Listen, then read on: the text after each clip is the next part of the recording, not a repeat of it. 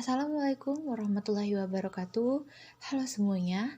Sebelumnya perkenalkan nama saya Enggi Ayoka, NIM 10011382025178, kelas IKMC. Saya berasal dari Prodi Ilmu Kesehatan Masyarakat Universitas Sriwijaya. Di sini saya akan menjelaskan tentang analisis risiko.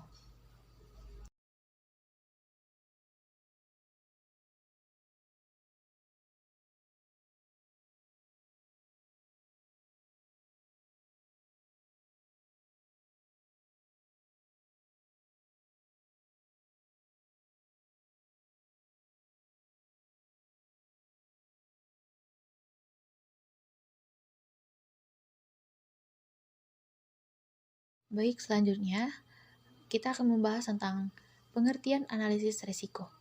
Sebelum kita ke pengertian analisis risiko, kita harus mengetahui apa itu risiko. Jadi, risiko ialah bentuk keadaan ketidakpastian tentang suatu keadaan yang akan terjadi di masa depan dengan keputusan yang diambil berdasarkan berbagai pertimbangan pada saat ini. Selanjutnya, analisis risiko. Analisis risiko merupakan suatu metode analisis yang meliputi faktor penilaian, karakteristik, komunikasi, manajemen, dan kebijakan yang terkait dengan risiko tersebut.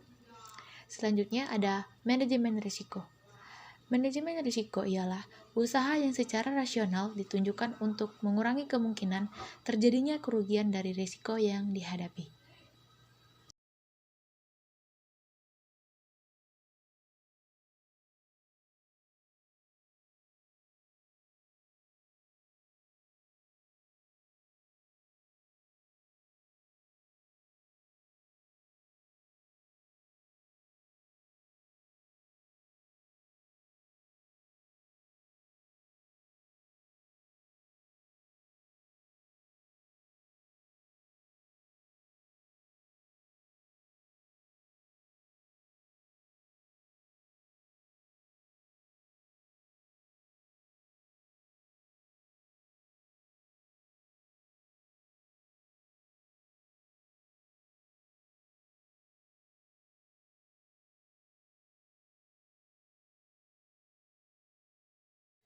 Adapun tahapan analisis risiko, yang pertama, identifikasi hazard, yang kedua, penilaian risiko, yang ketiga, proyeksi risiko, dan yang keempat, manajemen risiko.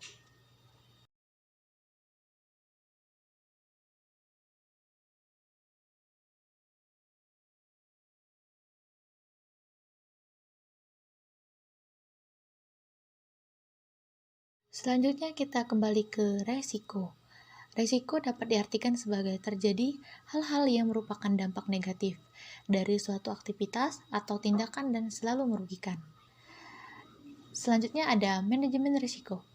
Manajemen risiko ini merupakan suatu pendekatan yang logis dan sistematis untuk mengidentifikasi, menganalisis, dan menangani risiko yang terjadi dengan tujuan untuk menetapkan pengaruh dan mengembangkan respon manajemen yang tepat.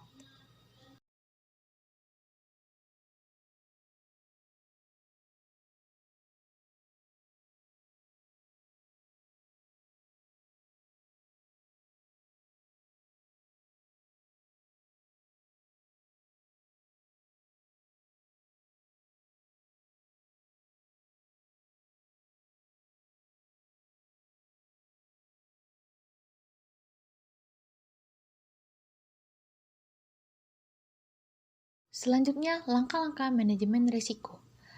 Di dalam langkah-langkah manajemen risiko, terdapat strategi penyusunan respon risiko. Yang pertama ada profiling, yang kedua ada risk mapping.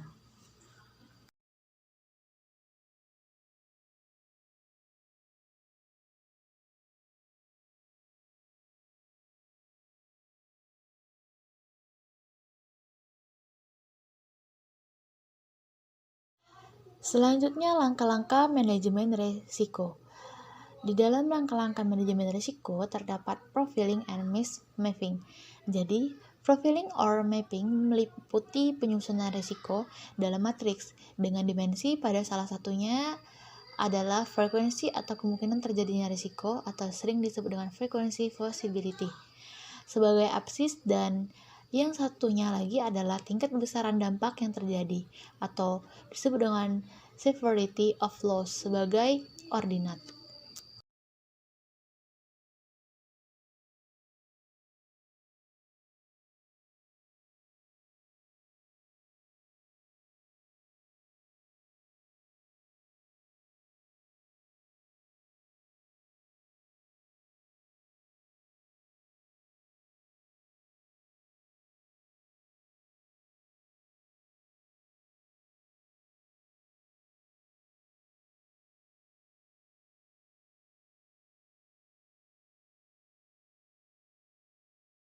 Adapun metode pengumpulan data, yang pertama ada library research atau sering disebut dengan penelitian kepustakaan. Yang kedua ada field research atau sering disebut dengan penelitian lapangan.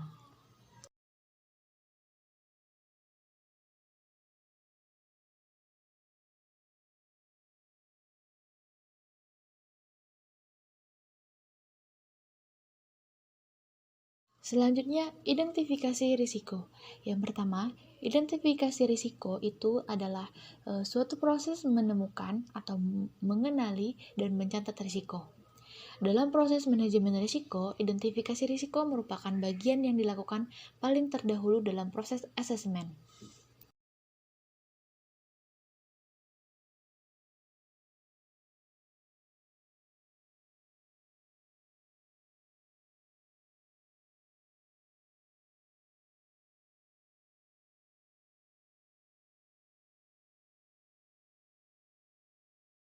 Selanjutnya ada tujuan dari identifikasi risiko.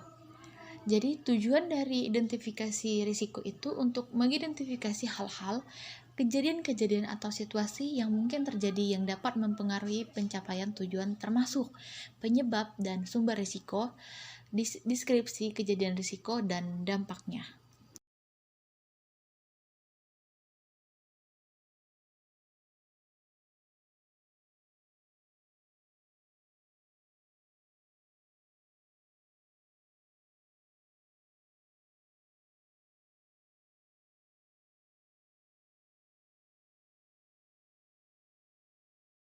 Analisis risiko. Proses pengembangan pemahaman terhadap suatu risiko itu adalah analisis risiko, memberikan masukan untuk proses evaluasi risiko, dan dalam mengambil keputusan apakah suatu risiko-risiko perlu dikendalikan dan memiliki strategi dan metode pengendalian yang tepat. Dan analisis risiko itu merupakan bagian dari tahap asesmen risiko dalam proses manajemen risiko dan dilakukan terhadap risiko-risiko yang telah diidentifikasi dalam proses identifikasi risiko.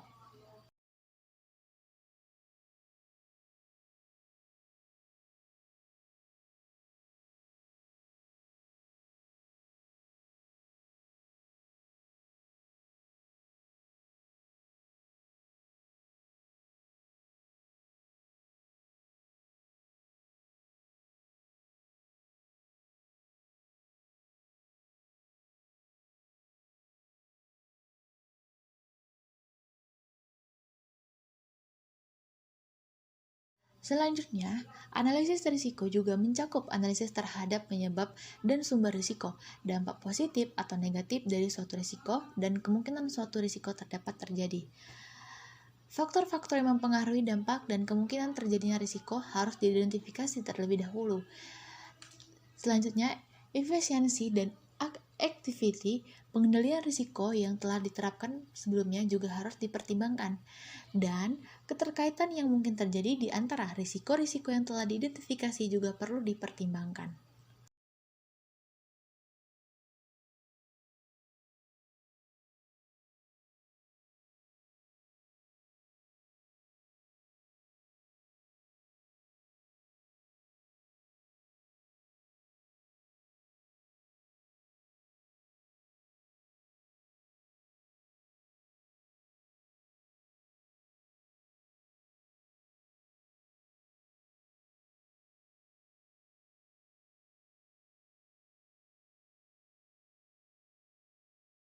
Selanjutnya ada environmental risk assessment. Jadi, environmental risk assessment itu digunakan untuk menilai risiko yang dapat mempengaruhi tumbuhan, hewan, dan manusia yang diakibatkan oleh paparan bahaya lingkungan. Contohnya itu seperti pembuangan limbah B3, tidak sesuai prosedur, terjadinya longsor, banjir, dan sampah bersebaran. Metode ini dilakukan dengan menganalisis bahaya lingkungan serta sumbernya. Bahaya tersebut dapat mempengaruhi suatu populasi, serta jalur yang ditempuh oleh bahaya tersebut untuk mencapai suatu populasi.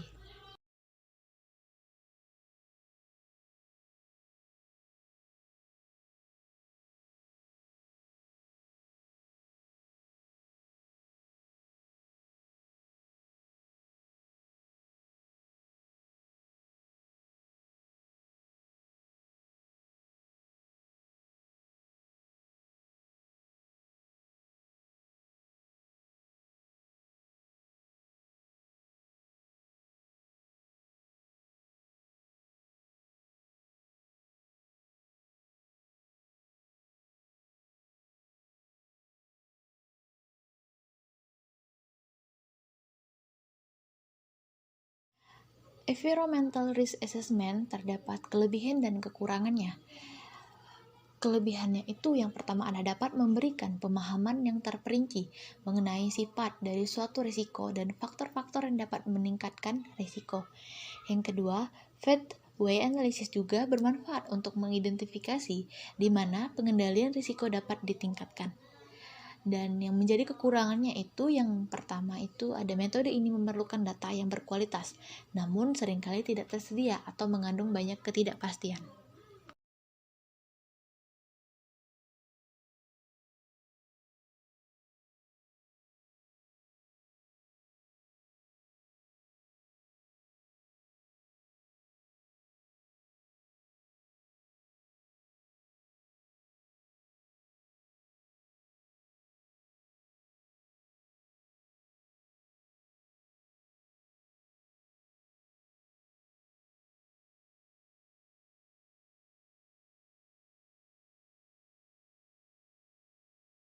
Selanjutnya, risk assessment. Jadi, risk assessment itu adalah metode yang sistematis untuk menentukan apakah suatu kegiatan atau aset mempunyai risiko yang dapat diterima atau tidak.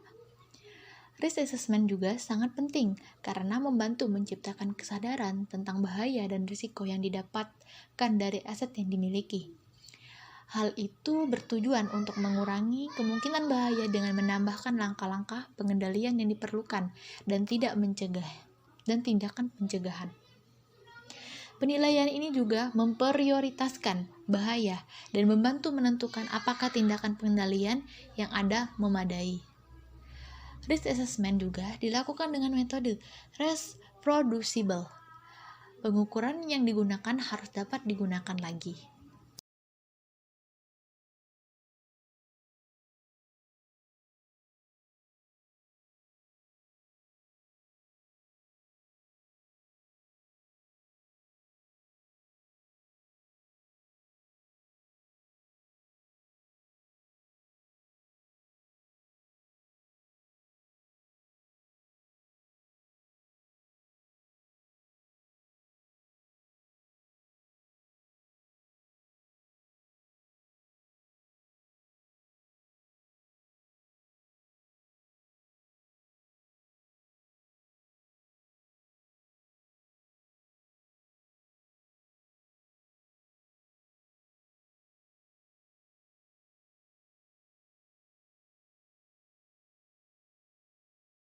Adapun langkah-langkah dari risk assessment, yang pertama identifikasi risiko, yang kedua evaluasi nilai risiko, yang ketiga identifikasi opsi menangani risiko, yang keempat penentuan rencana pengendalian risiko, dan yang terakhir penghitungan nilai risiko yang diharapkan.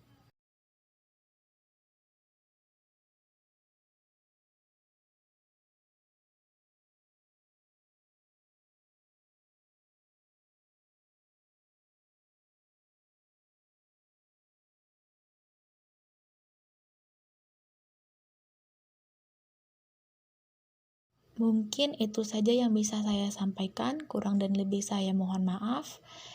Saya akhiri. Wassalamualaikum warahmatullahi wabarakatuh.